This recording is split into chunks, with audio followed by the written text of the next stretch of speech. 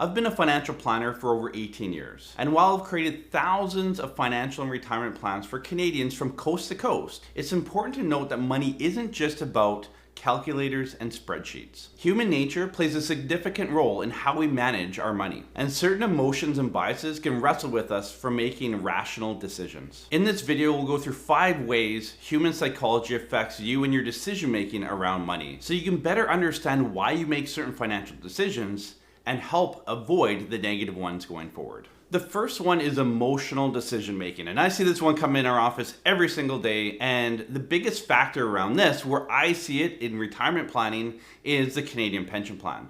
So emotional decision making talks about making a decision based on emotion, not on facts.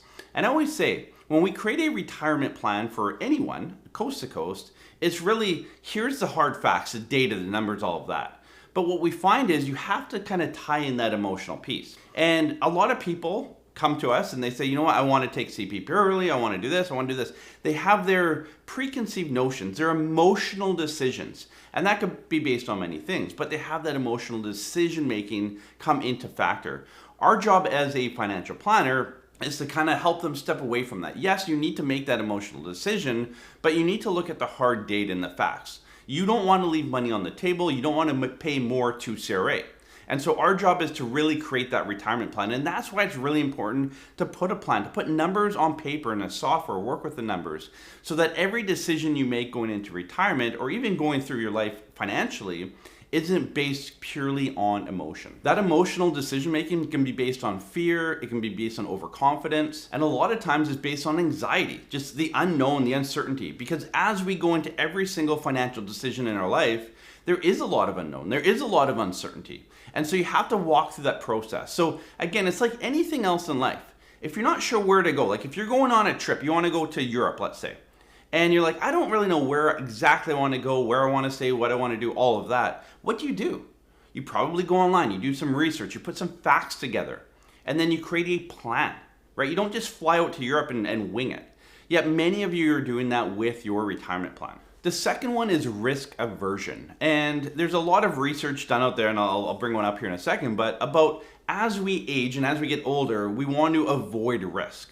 Right? We've had an experience in the past, whatever it is, and going forward, I need to risk less because I have less time, right? Like the concept behind this makes a lot of sense.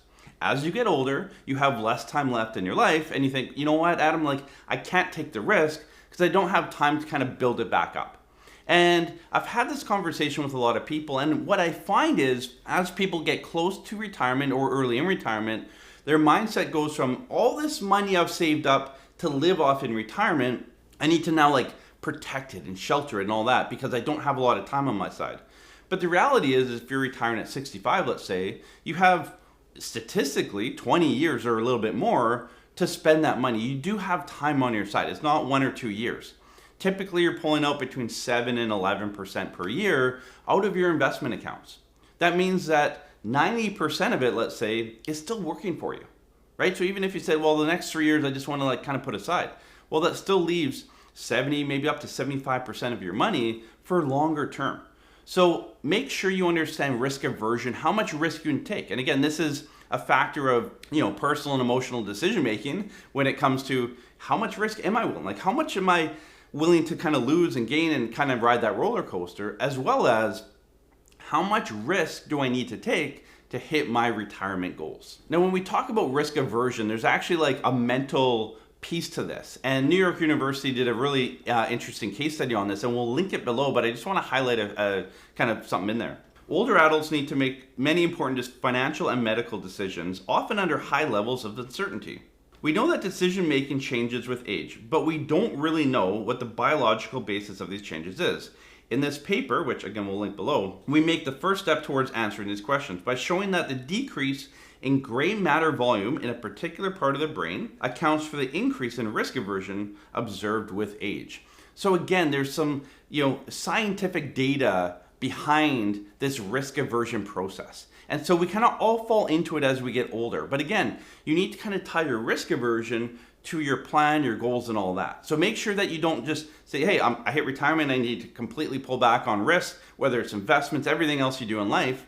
Again, risk aversion, definitely with your investments, but it's also what we do. Like, we do things that are less risky because as we get older, we get more injured. And even at my age, I watch my kids and they're always like, Dad, you should try a backflip on the trampoline.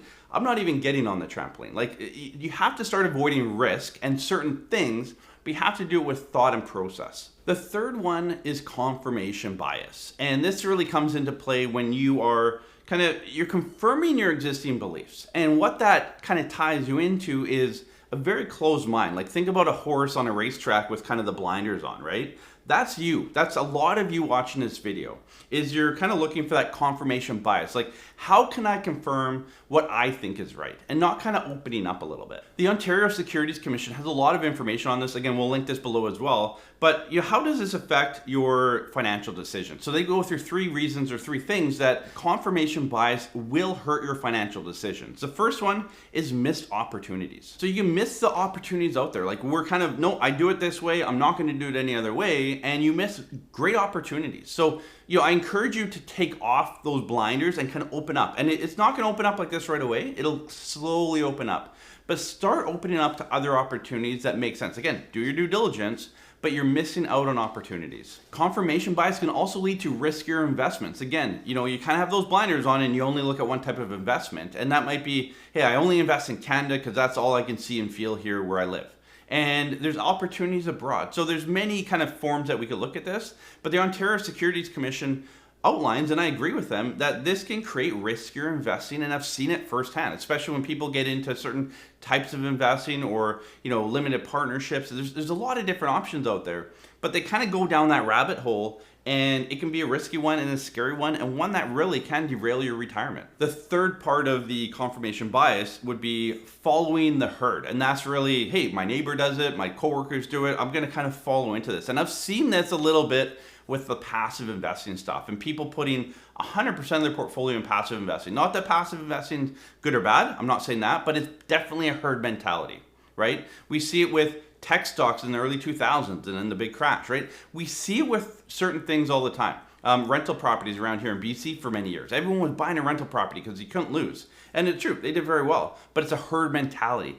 Be aware that you're not getting kind of sucked into a herd mentality and that you've done your due diligence. So how can you protect yourself from confirmation bias? Because this is really important. Because it's like, okay, well, it's out there. I'm like, how do I protect myself? So the first thing is be a contrarian.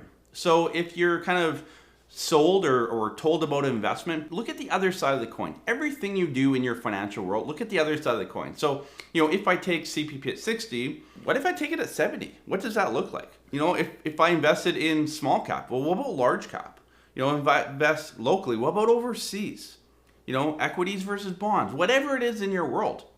Make sure you be a contrarian to every decision that you make. The second one is to revisit past experiences and past maybe mistakes, right? You've probably been through this. If you're in your 60s, 70s, you've probably made a lot of mistakes in your life, and that's how you've learned, and that's how you need to learn. That's how we all learn. So make sure you look at your past experiences and learn off them and lean into them. And the third one, I think this is a great one, is practice changing your mind. As human beings, we're wired to be a bit stubborn and a bit set in our ways. Right? Again, like the first one, be contrarian. Change your views, change your ways, make different decisions going forward. Okay, the fourth way that psychology can change kind of the way you look and deal with money and finances and retirement is loss aversion. When we talk about loss aversion, we're talking about, if you had a scratch and win ticket, if you were to win $10 versus losing $10, the losing $10 would affect you more. Like, we want to avoid losing $10 versus winning the $10, right? Like, that's loss aversion. I did a video on this a while ago, and it's true. I would say 99% of people I talk to, it's like, yeah, it would be nice to make a bit of money. I just don't want to lose it. And definitely as you head into retirement, that needs to be somewhat of the mentality. I'm not saying you avoid loss aversion altogether, but a lot of us kind of lean too heavily into that. And it's really hurting our ability to have a successful retirement, to help our, estate and generational wealth and traveling more, like day to day and long term. I can tell you firsthand that loss aversion and the psychological side or piece behind it really affects a lot of you, and it's definitely holding a lot of you back. And, through 2020 when COVID hit and the markets, slumped down, loss aversion cost many of you thousands, if not hundreds of thousands of dollars. And we have clients that have come over to us after they kind of went through that. And trust me, loss aversion, we have a few clients, it costs them hundreds of thousands of dollars. So you really need to go through this process. Is that you? Are you someone that's like, yeah, I'm loss aversion to a T? Start working through this. There's a lot of research, papers, information out there to help you walk you through this process. The best way to help working towards your loss aversion process would be to work with a certified financial planning professional. And that's someone that can kind of be on your side, someone to talk to when markets are down, portfolio's down, you're having a tough day, whatever it is. And your financial planner should be someone, and this is where there's a lot of research done behind what a financial planner does. Yeah, we build plans and we do all that, but a lot of it is clients phone me all the time and say, Adam, this is what's going on in my world. Do I need to change something?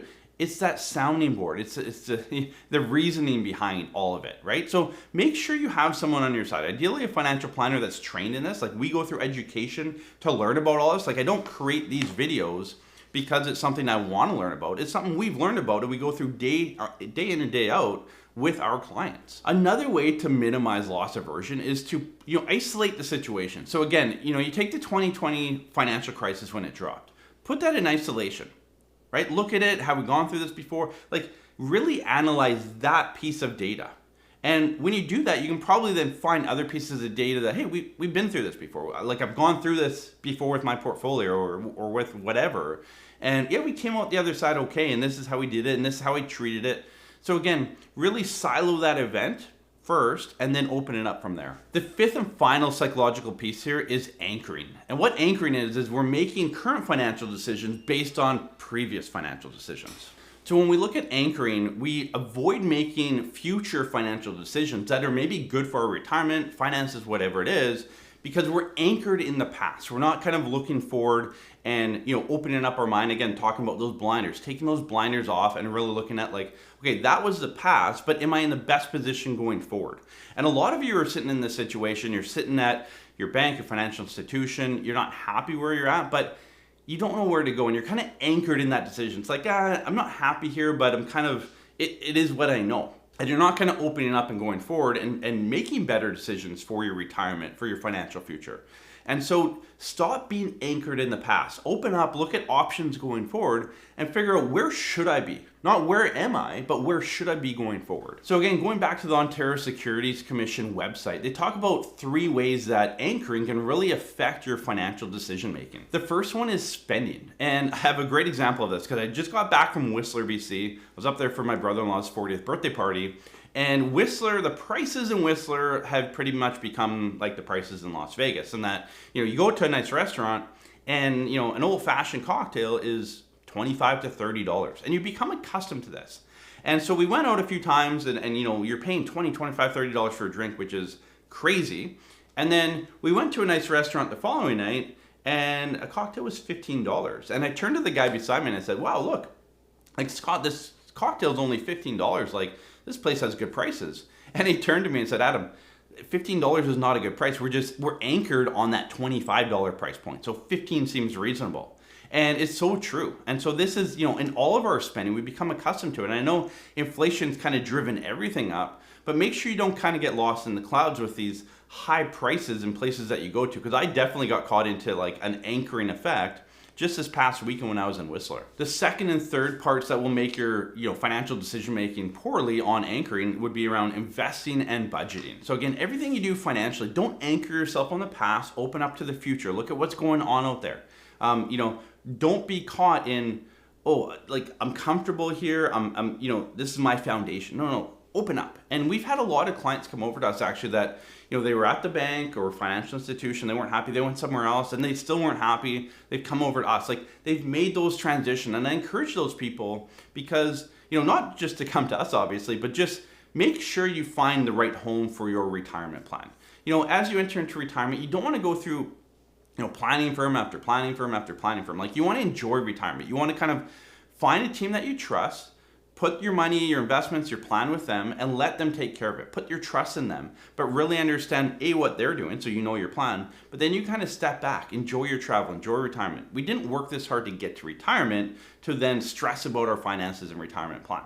Find a team that can really look after you, take care of you, and then go enjoy retirement. So how can we avoid this anchoring process? The first way would be to delay your decision making. So as you have financial decisions in your life, sleep on them. And my wife and I do this. So any decision over a certain amount, we will sleep on. We won't kind of impulse buy it. So do the same thing on your side.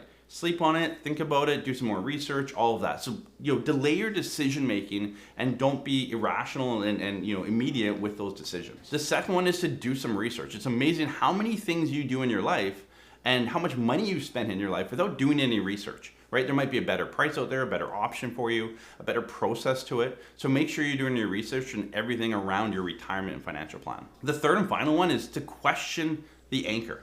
A lot of us, again, we get set in our ways, we're anchored there. We don't really question what's going on there. And this is, I think our videos have really helped a lot of you can open up to that anchoring, right? It's like, yeah, I haven't really looked at my investments or my retirement plan or the tax plan or whatever it is. And you just kind of like trusted it, right? Dig into your anchor. Like, what is your anchor? We all have an anchor. What is it? Have we looked at it? Have we reviewed it, right? Are we going to get out of that anchor, right? An anchor is typically not a good thing, right? Do you have an anchor? What is your anchor? Make sure you review it. Maybe this is a good time for you to look at your retirement plan, your tax plan, your estate plan, your investments, your structure, everything, right? How are you entering into retirement properly? So make sure you look at the psychological side of money, of retirement, how it's affecting you, and how you can do things better. Again, we'll link all this stuff below to help you move forward in these financial decisions.